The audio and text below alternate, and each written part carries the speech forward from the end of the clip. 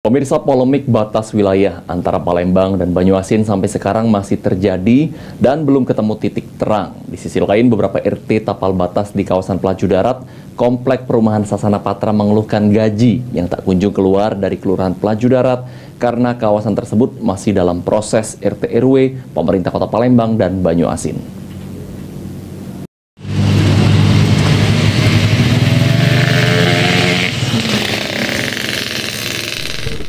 Setelah minggu kemarin, ratusan warga Komplek Perumahan Sasana Patra yang tergabung dalam Forum Masyarakat Taman Sasana Patra dan Patra Abadi Bersatu menggelar aksi demo di depan gerbang Komplek Sasana Patra Tegal Binangun.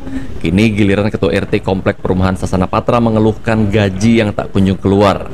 Nazir, Ketua RT 41, mengatakan ada 9 RT sejak bulan Desember 2022 belum menerima gaji karena masih dalam proses RT RW pemerintah Kota Palembang dan Banyuasin yang belum selesai. Masuk surat Kemendagri tadi itu menghambat intensif kita, Pak. Sudah, Pak. Benar. Oh, setelah surat itu keluar jadi insentif RT itu tidak ada lagi. Tidak ada lagi di 9 RT ini. Oh, di 9 RT itu. Iya.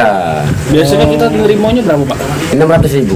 600.000. Semenjak ada surat itu tidak lagi, Pak, ya? Kami kata surat, Pak. Kata surat pemberian insentif tidak. Cuma Pak Lurah memberitahu dengan RW bahwasanya Pak Bam insentif Bapak untuk 9 RT dan 1 RW ini tidak ada lagi, dipending, maksudnya dipending dulu uji PR Lurah. Tidak ada surat.